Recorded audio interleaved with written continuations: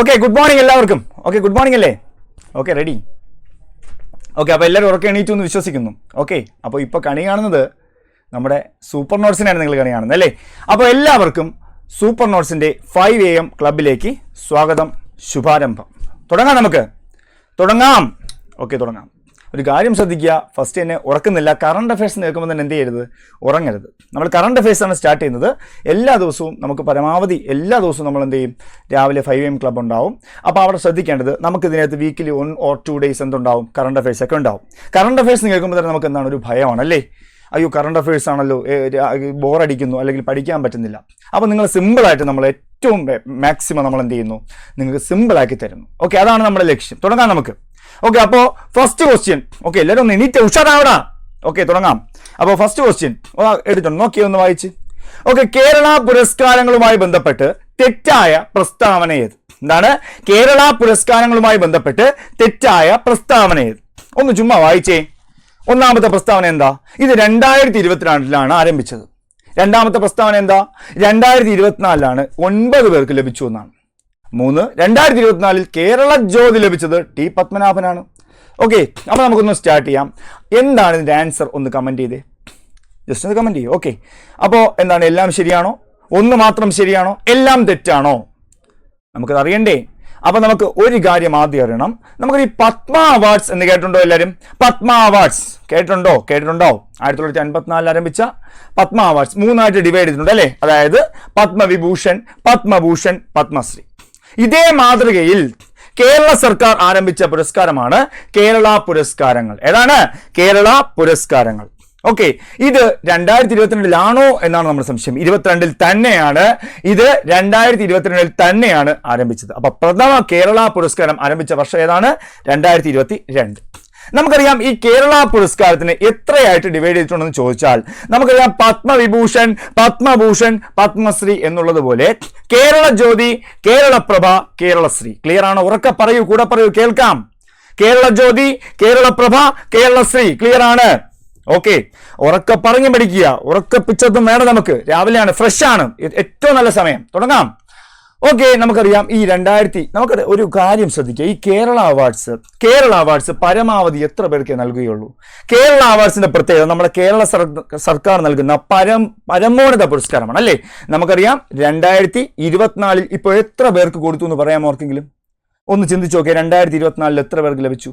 പരമാവധി 10 പേർക്ക് എന്നേ ഞാൻ പറഞ്ഞുള്ളൂ. പരമാവധി എന്ന് പറയുമ്പോൾ മാക്സിമം ആണ് 10. അതിനകത്ത് എത്ര വേണോ നിൽക്കാം. ഓക്കെ, 9 പേർക്ക് ലഭിച്ചു. 2024 9 പേർക്ക് ലഭിച്ചു ടോട്ടൽ. പക്ഷേ ഇതിനെ 3 ഡിവൈഡ് ചെയ്ത് നമുക്കറിയാം ഏതൊക്കെയാണ്? കേരള ജ്യോതി, കേരളപ്രഭ, കേരളശ്രീ. ഇതിൽ കേരള ജ്യോതി കിട്ടിയത് ഒരാൾക്കാണ്. ആരാണത്? MK സാനു. നമുക്കറിയാം മലയാളികളുടെ അല്ലേ, മലയാളിയായ സാഹിത്യ നിരൂപകനും വിമർശകനും അധ്യാപകനും ഒക്കെ ആയ വ്യക്തിയാണ്. ആരാണ്? MK സാനു അല്ലെ? അപ്പൊ കേരള ജ്യോതി ലഭിച്ച ഒരാൾ ആരാണ്? MK സാനു. ഒരാൾക്കേ കൊടുക്കുകയുള്ളൂ കേരള ജ്യോതി. കേരള ജ്യോതി നേടിയ MK സാനുവിന്റെ ആത്മകഥയുടെ പേരാണ് കർമ്മഗതി എന്ന്. ഏതാണ്? കർമ്മഗതി. അതുപോലെ കേരളപ്രഭ. എന്താണ്? കേരളപ്രഭ. കേരള ജ്യോതിയാണ് ഏറ്റവും ഉയർന്നത്. അത് കഴിഞ്ഞ് വരുന്നതാണ് കേരളപ്രഭ. കേരളപ്രഭ കിട്ടിയ 2 പേര് ആരൊക്കെയാണെന്ന് നോക്കി. ഒന്ന് S സോമനാഥ്. ആരാണെന്ന് നമുക്ക് എല്ലാവർക്കും അറിയാം. ISROയുടെ ചെയർമാനാണ് ആര്? S സോമനാഥ്. അദ്ദേഹത്തിന്റെ മേഖല നമുക്കറിയാം. എന്താണ്? ശാസ്ത്രം, സാങ്കേതിക വിദ്യ. അതുപോലെ മറ്റൊരു വ്യക്തിയാണ് P ഭുവനേശ്വരി എന്നൊരു വ്യക്തി. P ഭുവനേശ്വരി. കൃഷിയാണ് മേഖല. എന്താണ് കൃഷി? നിങ്ങൾ മേഖല നന്നായിട്ട് പഠിച്ചു വെക്കണം. കാരണം ഇത് ചോദിക്കുന്നത് എങ്ങനെയായിരിക്കും? 2024 കേരളപ്രഭ കിട്ടിയത് ഭുവനേശ്വരിക്കാണ്. അല്ലെങ്കിൽ കേരളപ്രഭ കിട്ടിയ ഭുവനേശ്വരി ഏത് മേഖലയിൽ പ്രശസ്ത എന്ന് ചോദിക്കും. ഏതാണ്? കൃഷിയാണെന്നറിയുക. ഏതാണ്? കൃഷി. അതുപോലെ S സോമനാഥ് നമുക്കറിയാം. ISRO ചെയർമാനാണ്. സയൻസ് ആൻഡ് ടെക്നോളജിയാണ് നമുക്കറിയാം. അതുപോലെ MK സാനു വളരെ പ്രധാനമാണ്. കേരള ജ്യോതി ലഭിച്ചത് MK സാനു. ഇനി അപ്പം 2 പുരസ്കാരം അല്ലേ? 2024 കേരള ജ്യോതി ലഭിച്ചത് MK സാനു, കേരളപ്രഭ ലഭിച്ചത് S സോമനാഥ്, ഭുവനേശ്വരി. കേരളശ്രീ മൂന്നാമതായിട്ട് നമുക്കുള്ളതാണ്. കേരളശ്രീ. ഈ കേരളശ്രീ പുരസ്കാരം 6 പേർക്കാണ്. ഉറക്കെ പറയൂ, ഇരുന്ന് കണ്ടുകൊണ്ടെന്ന് ഉറങ്ങരുത്, ഉറക്കെ പറയൂ. 6 പേർക്കാണ്. ഒന്നാമത്തെ ആരാണ്? VK മാത്യൂസ്. ഉറക്കെ പറഞ്ഞേടാ, VK മാത്യൂസ്. രണ്ടാമത്തെ വ്യക്തി ഉറക്കെ വിളിക്ക്, ഷൈജ ബേബി. മൂന്നാമത്തെ വിളിക്ക് TK ജയകുമാർ. മൂന്നാമത് വിളിക്ക് TK ജയകുമാർ. നാലാമതോ കലാമണ്ഡലം വിമല മേനോൻ. 4 കലാമണ്ഡലം വിമല മേനോൻ. 5 ക്രിക്കറ്റ് താരം സഞ്ജു വി സാംസൺ. ആരാണ്? സഞ്ജു സാംസൺ. 6 നാരായണ ഭട്ടതിരി. ആരാണ്? നാരായണ ഭട്ടതിരി. ഓക്കെ, അപ്പൊ ഈ 6 പേര് നമ്മളിങ്ങനെ വെറുതെ വായിച്ചു പിടിച്ച് എന്തെങ്കിലും കാര്യമുണ്ടോ? നമ്മളിങ്ങനെ വെറുതെ വായിച്ചു പിടിച്ച് എന്തെങ്കിലും കാര്യമുണ്ടോ?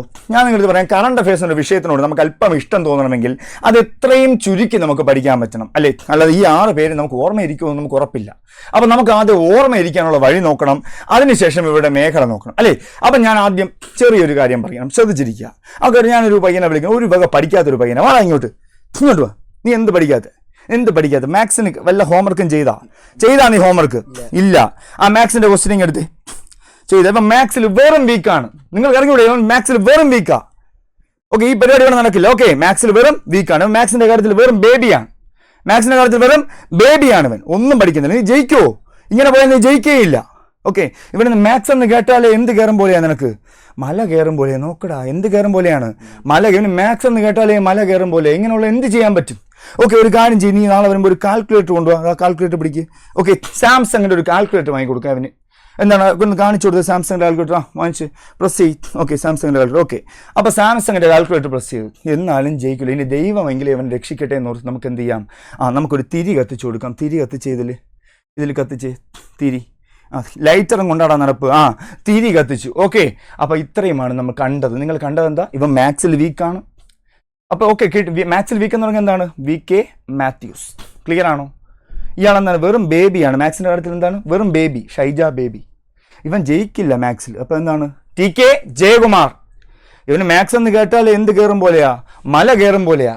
അതുകൊണ്ട് തന്നെ ഇവൻ എന്തിന്റെ കാൽക്കുലേറ്റർ വാങ്ങിച്ചു കൊടുത്തു? സാംസങ്ങിന്റെ കാൽക്കുലേറ്റർ വാങ്ങിച്ചു കൊടുത്തു. സഞ്ജു സാംസൺ. ഇനിയെങ്കിലും ദൈവം രക്ഷിക്കട്ടെ എന്ന് പറഞ്ഞാൽ നമുക്ക് എന്ത് കത്തിച്ചു വെച്ച് പ്രാർത്ഥിക്കാം? തിരി കത്തിച്ചു വെച്ച് പ്രാർത്ഥിക്കാം. ഓക്കെ ആണോ? ഓക്കെ, അപ്പൊ നമുക്ക് തുടങ്ങാം. അപ്പൊ ഒന്നുകൂടെ നോക്കാം, ആരൊക്കെയാണ് കേരളശ്രീ പുരസ്കാരം നേടിയത്? ആരൊക്കെയാണ് കേരളശ്രീ പുരസ്കാരം നോക്കിയാൽ, ഒന്ന് VK മാത്യൂസ്. VK മാത്യൂസിന്റെ മേഖല നമുക്കറിയാം, വ്യവസായം. എങ്ങനെ ഓർക്കാം വ്യവസായമെന്ന്? എങ്ങനെ ഓർക്കാമെന്ന് ചോദിച്ചാൽ നമുക്കറിയാം, മാത്സ് എന്നല്ലേ നമ്മളിപ്പോ പഠിച്ചത്? ആണോ അല്ലയോ? ആണ്. അപ്പൊ ഈ മാത്സിൽ ഏറ്റവും കൂടുതൽ വ്യവസായികളല്ലേ മാത്സ് ചെയ്യുന്നത്? ഏറ്റവും കൂടുതൽ വ്യവസായികളല്ലേ? അപ്പൊ അവിടെ ഓർക്കേണ്ടത് വ്യവസായം. അതുപോലെ ഷൈജ ബേബി. നമുക്കറിയാം, വീട്ടിൽ ബേബിയൊക്കെ ഉണ്ടെങ്കിൽ അവരെ നോക്കാൻ വേണ്ടി നമുക്കറിയാം ആശാ വർക്കർമാരൊക്കെ വരാറുണ്ട്, അല്ലെ? അവരുടെ വെയിറ്റ് ഒക്കെ അറിയാൻ വേണ്ടി. അതുപോലെ TK ജയകുമാർ, അദ്ദേഹം ഡോക്ടറാണ്. Doctor TK Jayakumar. ആരോഗ്യമാണ്. ഡോക്ടർ ആകുമ്പോൾ ആരോഗ്യമായിരിക്കും. കലാമണ്ഡലം വിമല മേനോൻ. കലാമണ്ഡലമാണ് മേഖല. മോഹിനിയാട്ടം. കല അല്ലെങ്കിൽ മോഹിനിയാട്ടം. സഞ്ജു സാംസൺ എന്താണ്? സഞ്ജു സാംസൺ ക്രിക്കറ്റ് അല്ലെങ്കിൽ കായികം. 6ാമത്തെ വ്യക്തി നാരായണ ഭട്ടതിരി. ഉറക്കെ പറയടാ, നാരായണ ഭട്ടതിരി എന്നാണ്. ഓക്കെ, നാരായണ ഭട്ട. തിരി എടുത്തെടുത്ത് കൂടെന്തായി? കാലിയായി. തിരി എടുക്കുന്ന ആ കൂടില്ലേ, അത് കാലിയായി നോർത്താൽ മതി. അപ്പൊ നാരായണ ഭട്ടതിരി കാലിഗ്രഫി എന്ന മേഖലയാണ്. കാലിഗ്രഫി എന്ന് പറഞ്ഞാൽ എന്താണ്? ആർട്ട് ഓഫ് റൈറ്റിംഗ് എന്നാണ്. എന്താണ്?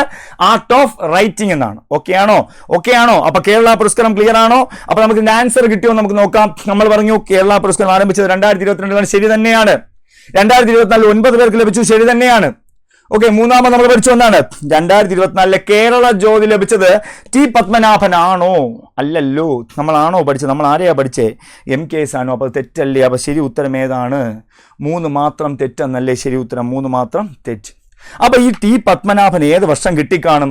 ഈ T പത്മനാഭന് 2023 കേരള ജ്യോതിയാണ് ആർക്ക് ലഭിച്ചത്? T പത്മനാഭൻ. 2023 കേരള ജ്യോതി ലഭിച്ച വ്യക്തിയാണ് T പത്മനാഭൻ. ഇനി 2022 പ്രഥമ കേരള ജ്യോതി ലഭിച്ചത് ആര്? 2022 പ്രഥമ കേരള ജ്യോതി ലഭിച്ചത് ആരെന്ന് ചോദിച്ചാൽ അത് നമുക്കറിയാം, മഹത്തായ MT വാസുദേവൻ നായർ. ജ്ഞാനപീഠ പുരസ്കാര ജേതാവായ MT വാസുദേവൻ നായരാണ്. നമുക്കറിയാം ജ്ഞാനപീഠ പുരസ്കാരം MTക്ക് കിട്ടിയ വർഷം ഏതാ? വെറുതെ ഒരു ചോദ്യം. 95-ലാണ്. 1995-ലാണ് ജ്ഞാനപീഠ പുരസ്കാരം ആർക്ക് ലഭിച്ചത്? MT വാസുദേവൻ നായർക്ക് ലഭിച്ചത്. ക്ലിയർ ആണോ? ക്ലിയർ. ഓക്കെ, ഇനി നമുക്കറിയാം മമ്മൂട്ടി, നമ്മുടെ സിനിമാ നടൻ മമ്മൂട്ടി, അദ്ദേഹത്തിന് എന്തെങ്കിലും കിട്ടിയിട്ടുണ്ടോ ഇതുമായിട്ട് ബന്ധപ്പെട്ട്? ഒന്ന് ആലോചിച്ച് നോക്കി. ഓക്കെ, കിട്ടിയിട്ടുണ്ട്. 2022 കേരള പ്രഭ ആർക്ക് ലഭിച്ചിട്ടുണ്ട്? മമ്മൂട്ടിക്ക്. ഓർത്ത് വെച്ചോളുക, ചിലപ്പോൾ ചോദിക്കാം. അതുപോലെ കഴിഞ്ഞ വർഷത്തെ കേരള പ്രഭ കിട്ടിയ മഹത്തായ ഒരു വ്യക്തിയാണ്, അന്തരിച്ചുപോയി, Fathima Beevi. Justice M Fathima Beevi. Okay ആണോ? ഓക്കെ, അപ്പൊ നമ്മൾ കേരള പുരസ്കാരം നമുക്ക് വിടാമോ? ഈ കോഡൊക്കെ ഓക്കെ ആണെന്ന് വിശ്വസിക്കുന്നു. എന്തെങ്കിലും ഉണ്ടെങ്കിൽ കമന്റ് ചെയ്യുക. ഓക്കെ, അപ്പൊ നമുക്ക് അടുത്ത ക്ലാസ്സിൽ അത് എന്ത് ചെയ്യാം? അത് പരിഹരിക്കാൻ സാധിക്കും. അപ്പൊ ഈ കോഡുകൾ യൂസ്ഫുൾ ആണെങ്കിൽ അല്ലെങ്കിലും നിങ്ങൾ എന്ത് ചെയ്യുക? ഒന്ന് പറയുക. അപ്പൊ കേരള പുരസ്കാരം നമ്മൾ തൽക്കാലം എന്ത് ചെയ്യാണ്? ക്ലോസ് ചെയ്യണം. ഓക്കെ, നന്നായിട്ട് പഠിച്ചോളൂ. ഓക്കെ, അടുത്ത സെക്ഷനിലേക്ക് നമ്മൾ പോകുന്നു. അടുത്തൊരു ടോപ്പിക്കാണ് ഏത്? ഭാരതരത്ന. ഏതാണ്? ഭാരതരത്ന. നമുക്ക് വളരെ ഇമ്പോർട്ടൻ്റ് ടോപ്പിക്കാണ് ഇത്, ഭാരതരത്ന. അതിനു മുമ്പ് ഞാൻ പറയുന്നത് ഒന്നുറക്കെ പറയുക, രാവിലെയാണ്. പല ജാതി ഹിന്ദുസ് ഉണ്ടാവാം, ക്രിസ്ത്യൻസ് ഉണ്ടാവും, മുസ്ലിംസ്, അതൊന്നും നമുക്ക് പ്രശ്നമില്ല. നമ്മൾ ഇന്ത്യയിലാണ് ജീവിക്കുന്നത് അല്ലേ? അപ്പൊ നമുക്ക് എല്ലാ ദൈവങ്ങളും നമുക്കൊന്നാണ് അല്ലേ? ഞാൻ പറയുന്ന ഒരു വാചകം ഒന്ന് ഉറക്കെ പറയൂ, ഒന്നും വിചാരിക്കണ്ട. സ്വാമിയേ ശരണമയ്യപ്പ പറയടാ, സ്വാമിയേ ശരണമയ്യപ്പ ഒന്ന് ഒന്ന് പറയൂ. ഇതെന്തിനാണെന്ന് പിന്നെ നമുക്ക് മനസ്സിലാവും. ഓക്കെ ആണോ? ഓക്കെ, ഫസ്റ്റ് നമുക്ക് ഭാരതരത്നത്തിലേക്ക് തുടങ്ങാം. ഇന്ത്യയിലെ ഏറ്റവും ഉയർന്ന സിവിലിയൻ ബഹുമതി ഏതാണ്? ഭാരതരത്ന. ഏത് വർഷം? 54. നൽകി തുടങ്ങിയത് എപ്പോ? അതും 54 തന്നെ. ഓക്കെ അല്ലേ? ഓക്കെ. ആദ്യ ജേതാക്കൾ 3 പേരാണ്. ഭാരതരത്നം നേടിയ ആദ്യ ജേതാക്കൾ 3 പേര് അറിയാം. C Rajagopalachari, C V Raman, S Radhakrishnan. C Rajagopalachari, C V Raman, S Radhakrishnan. Okay അല്ലേ? ഓക്കെ. അപ്പൊ അതില് ആദ്യം സ്വീകരിച്ച വ്യക്തി ആര്? അതാണ് സി രാജഗോപാലാചാരി. ആദ്യം സ്വീകരിച്ച വ്യക്തി ആരാണ്? സി രാജഗോപാലാചാരി. ഓക്കെ, അത് ഓർമ്മിക്കുക. അതുപോലെ മറ്റൊരു ക്വസ്റ്റ്യൻ ചോദിക്കട്ടെ. ഈ നമ്മുടെ മെഡലില്ലേ, നമ്മുടെ ഭാരതരത്ന മെഡൽ എങ്ങനെയായിരിക്കുന്നത്? ഭാരതരത്ന നമുക്കറിയാം ഈ അരയാലിലയുടെ ഷേപ്പ് അല്ലേ? നമുക്കറിയാം അരയാലിലയുടെ ഷേപ്പ്. നമുക്ക് ജസ്റ്റ് ഒന്ന് നോക്കാം അരയാലിലയുടെ ഷേപ്പ്. ഈ അരയാലിലയുടെ മാതൃകയിൽ തീർത്ത വെങ്കല മെഡലാണ് അല്ലെ? അരയാലിലയുടെ മാതൃകയിൽ തീർത്ത വെങ്കല മെഡൽ. അതിന്റെ മധ്യഭാഗത്തായിട്ട് എന്തുണ്ട്? സൂര്യന്റെ ചിത്രം. എന്താണ്? സൂര്യന്റെ ചിത്രം. അതുപോലെ അതിന്റെ താഴെ ഭാരതരത്ന എന്ന് ഏത് ലിപിയിൽ എഴുതിയിട്ടുണ്ട്? ദേവനാഗരി ലിപിയിൽ. ഏത് ലിപിയിലാണ്? ദേവനാഗരി ലിപിയിലാണ് ഭാരതരത്ന എന്ന് എഴുതിയിട്ടുണ്ട്. അതുപോലെ അതിന്റെ പുറകുവശത്തായിട്ട് നമ്മുടെ ദേശീയ ചിഹ്നമായ അശോക സ്തംഭവും ഉണ്ട്. ഓക്കെ ആണോ? ഇതാണ് നമ്മുടെ ഭാരതരത്നം. വെങ്കലത്തിൽ തീർത്ത മെഡലാണെന്ന് ഓർമ്മിക്കുക. ഭാരതരത്നം ആദ്യം ലഭിച്ച 3 പേരെ നമ്മൾ പഠിച്ചു. C Rajagopalachari, C V Raman, S Radhakrishnan. ആദ്യം സ്വീകരിച്ചത് ആര് തന്നെയാണ്? സി രാജഗോപാലാചാരി. ഓക്കെ, അടുത്തതിലേക്ക് പോകുന്നു. വനിതകൾ 5 പേര്. വനിതകൾ ആരാണ്? 5 പേര്. ഒന്ന് നമുക്ക് നോക്കാം. ഇന്ദിരാഗാന്ധി 1971 ഇന്ദിരാഗാന്ധി 1971. രണ്ടാമത് വരുന്നു മദർ തെരേസ 1980 1980. മൂന്നാമത് അരുണ ആസിഫ് അലി 1997 മരണാനന്തരമായി ഭാരതരത്നം ലഭിച്ച ആദ്യ വനിതയാണ് ആര്? അരുണ ആസിഫ് അലി. അടുത്തിലേക്ക് വരുന്നു എം എസ് സുബ്ബലക്ഷ്മി. ആരാണ്? M S Subbulakshmi. ഈ എം എസ് സുബ്ബലക്ഷ്മി 98 ലഭിച്ചതെന്ന് ഓർക്കുക. M S Subbulakshmi 1998. ലതാ മങ്കേഷ്കർ ഇയാൾക്ക് അന്തരിച്ചു 2001. 2001 ലതാ മങ്കേഷ്കർ എന്ത് ലഭിച്ചത്? ഭാരതരത്നം ലഭിച്ചത്. 5 വനിതകളെ ഓർത്തു വയ്ക്കുക. Indira Gandhi, mother Teresa, Aruna Asif Ali, M S Subbalakshmi, Lata Mangeshkar. Clear ആണെന്ന് തോന്നുന്നു. അടുത്തതിലേക്ക് വരുന്നു 2-3 സിംഗിൾ ക്വസ്റ്റ്യൻസ്. ഒന്ന്, മരണാനന്തരമായി ഭാരതരത്നം ലഭിച്ച ആദ്യ വ്യക്തി ആര് എന്ന് ചോദിച്ചാൽ അത് ലാൽ ബഹദൂർ ശാസ്ത്രി 1966. ആദ്യ വനിത ആര് എന്ന് ചോദിച്ചാൽ അരുണ ആസിഫ് അലി 1997. ആദ്യ വിദേശി ആണെന്ന് ചോദിച്ചാൽ അത് ഖാൻ അബ്ദുൽ ഗാഫർ ഖാൻ. ഇടയ്ക്ക് എക്സാമിന് ചോദിച്ചിട്ടുണ്ടായിരുന്നു.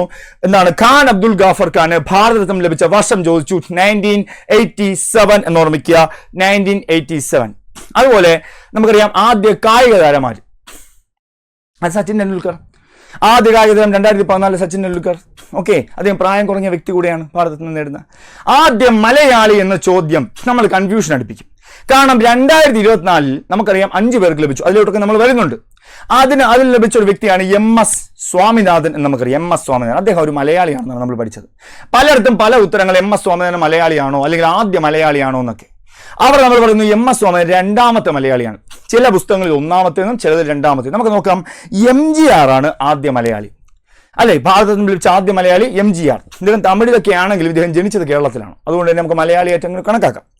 MGR 1988 MGRന് ഭാരതരത്നം ലഭിച്ചതെന്ന് അറിയുക.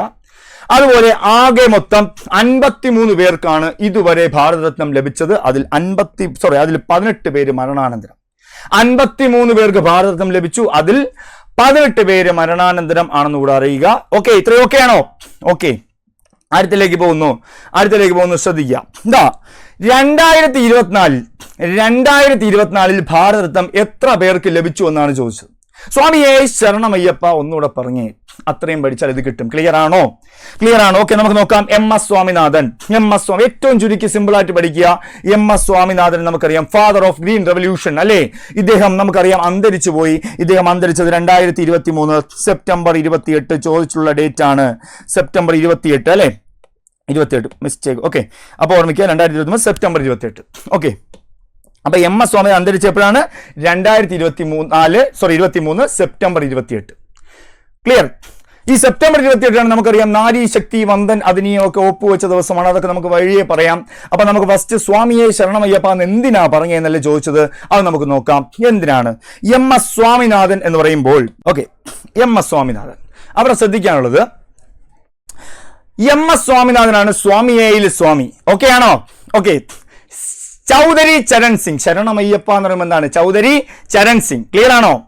ഓക്കെ. മൂന്നാമത്തത്, അപ്പൊ സ്വാമിയെ ശരണമയ്യപ്പ എന്നായിട്ടുള്ളൂ. നമ്മൾ സ്വാമി എന്ത് ചെയ്യുന്നു? കർപ്പൂരപ്രിയനാണ്. നമ്മൾ കർപ്പൂരം വെച്ച് ഇങ്ങനെ ധ്യാനിക്കുകയാണ്. നമ്മൾ ഇങ്ങനെ ധ്യാനിക്കുകയാണ് അല്ലേ? അപ്പൊ ധ്യാനിക്കുന്നു എന്ന് പറയുമ്പോൾ കർപ്പൂരം വെച്ചാണ് ധ്യാനിക്കുന്നത്. കർപ്പൂരി ഠാക്കൂർ കിട്ടുമോ? ധ്യാനിക്കുന്നു ആരാണ്? LK അദ്വാനി. ധ്യാനിക്കുന്നു LK അദ്വാനി. സ്വാമി വരുന്നത് നമുക്കറിയാം, സ്വാമി പുലിയുടെ പുറത്തിരുന്നവർ. നമ്മൾ തൽക്കാലം അത് നരസിംഹമായിട്ടൊക്കെ ഓർക്കുക. അപ്പൊ PV Narasimha Rao.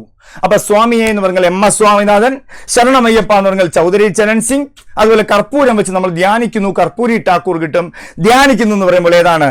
ധ്യാനിക്കുന്ന LK Advani. Okay ആണോ? കിട്ടുന്നുണ്ടോ? ഹാപ്പി ആയിട്ടിരിക്കുക, കിട്ടും. ഓക്കെ. അടുത്തതിലേക്ക് വരുന്നു. സ്വാമി വരുന്നത് എന്തിനാണ്? നരസിംഹത്തിന്റെ പുറത്തിരുന്നാണെന്ന് ഓർമ്മിക്കുക. അതും ഓക്കെയാണ്. ഇനി നമുക്ക് ഓരോരുത്തരെയും കുറിച്ച് നോക്കാം. MS സ്വാമിനാഥൻ നമുക്കറിയാം, ഫാദർ ഓഫ് ഗ്രീൻ റവല്യൂഷൻ, ഹരിത വിപ്ലവത്തിന്റെ പിതാവ്, രണ്ടാമത്തെ മലയാളി എന്നൊക്കെ പറയുന്നു. ഇദ്ദേഹം അന്തരിച്ച ഡേറ്റ് ഒക്കെ നമ്മൾ പഠിച്ചു, 2023 സെപ്റ്റംബർ 28. ചൗധരി ചരൺ സിംഗ് ഇന്ത്യയുടെ 5ാമത്തെ പ്രധാനമന്ത്രിയായിരുന്നു, അതും നമുക്കറിയാം. മൂന്നാമത്തെ PV നരസിംഹറാവു ആരാണ്? ഇന്ത്യയുടെ 9ാമത്തെ പ്രധാനമന്ത്രിയാണെന്ന് അറിയാം. അതുപോലെ LK അദ്വാനി മുൻ ഉപപ്രധാനമന്ത്രിയായിരുന്ന വ്യക്തിയാ, BJPയുടെ നേതാവ്. ഇദ്ദേഹമാണ് ഭാരതരത്നം നേടിയ 50ാമത്തെ വ്യക്തി. ഭാരതരത്നം നേടുന്ന 50ാമത്തെ വ്യക്തി ആരാണ്? LK അദ്വാനിയാണ്. അതുപോലെ മുൻ ബീഹാർ മുഖ്യമന്ത്രിയായിരുന്ന വ്യക്തിയാണ് കർപ്പൂരി ഠാക്കൂർ. ഇവിടെ അറിയേണ്ട ഒരു കാര്യം, ഈ 5 പേരിൽ 4 പേർക്കും മരണാനന്തരമാണ് ലഭിച്ചത്. അതിലൊരാളെ മാത്രമേ ജീവിച്ചിരിപ്പുള്ളൂ. അതാരാണ്? LK അദ്വാനി. ആരാണ്? LK അദ്വാനിയാണ്. ഓക്കെ അല്ലേ? അപ്പൊ ഭാരതരത്നം എന്ന ടോപ്പിക് നമുക്ക് കിട്ടണം. കാരണം 2019 ശേഷം ഭാരതരത്നം കൊടുത്ത 2024. അപ്പൊ അത് 5 പേർക്ക് കിട്ടി. 5 പേരിൽ നിന്നും ക്വസ്റ്റ്യൻ വരാം. അപ്പൊ അതിനാണ് ഞാൻ സ്വാമിയെ ശരണമയ്യപ്പ എന്ന് ആദ്യം പറഞ്ഞത്. അപ്പൊ അതൊന്ന് മനസ്സിൽ വെച്ചേക്കുക. ഓക്കെ ആണോ? 2 ടോപ്പിക് ഓക്കെ ആണോ? അപ്പൊ നമ്മൾ രാവിലെ എനർജറ്റിക് ആയിട്ട് കണ്ടു കറണ്ട് അഫയേഴ്സ് ആണ്. നമ്മൾ കറണ്ട് അഫയേഴ്സ് കേൾക്കുമ്പോൾ ബോറൊന്നും അടിക്കണ്ട. ഏറ്റവും സിമ്പിൾ ആയിട്ട് ഏറ്റവും ചുരുക്കിയേ നമ്മൾ പഠിപ്പിക്കാറുള്ളൂ. നിങ്ങൾക്ക് ഒരു ബുദ്ധിമുട്ടുണ്ടാവില്ല. നമ്മുടെ ക്ലാസ്സിലേക്ക് മാത്രം വരിക. രാവിലെ 5 മണിയാണ്. രാവിലെ 5 മണി മിക്കവാറും അല്ലേ, നമുക്കറിയാം ഉറങ്ങിക്കിടക്കുന്ന ഒരു സമയമാണ്. നമുക്ക് ഈ രാവിലെ എണീറ്റ് അങ്ങനെ ഒന്നുമില്ല, നിങ്ങൾ വരിക. നമ്മൾ തരുന്ന പോസിറ്റീവ് എനർജി നിങ്ങൾക്ക് അന്നത്തെ ദിവസം മുഴുവൻ നിങ്ങൾക്ക് എന്തിനാവും തുടർന്ന് കൊണ്ടുപോകാൻ സാധിക്കും. ഓക്കെ അല്ലേ? അപ്പൊ കറണ്ട് അഫയേഴ്സിന്റെ 2 ടോപ്പിക്കാണ് നമ്മൾ നോക്കിയത്. ഒന്ന് കേരള പുരസ്കാരം, അതുപോലെ തന്നെ ഏതാണ് 2 നമ്മൾ പഠിച്ചത് ഭാരതരത്ന. ഇന്ത്യയിൽ ഏറ്റവും ഉയർന്ന പുരസ്കാരമാണ് ഏത്? ഭാരതരത്ന. അതുപോലെ കേരളത്തിലെ ഏറ്റവും ഉയർന്ന പുരസ്കാരമാണ് കേരള പുരസ്കാരം. ഓക്കെ അല്ലേ? അപ്പൊ എല്ലാവരും ഹാപ്പി അല്ലേ? അപ്പൊ നമുക്ക് എല്ലാവർക്കും ഈ 2 ടോപ്പിക്കും നന്നായിട്ട് മനസ്സിലാക്കുക, കൂടെ ഉറക്കെ പറഞ്ഞു പഠിക്കുക. ഹാപ്പി ആണെന്ന് തോന്നുന്നു, ഫുൾ എനർജറ്റിക് ആയിട്ട് ഇരിക്കുക. ഓക്കെ. അപ്പൊ ഞാനിപ്പോ തൽക്കാലം നമുക്ക് സ്റ്റോപ്പ് ചെയ്യാണ്. എല്ലാവർക്കും ഒരു ശുഭദിനം നേരുകയാണ്. Okay, thank you.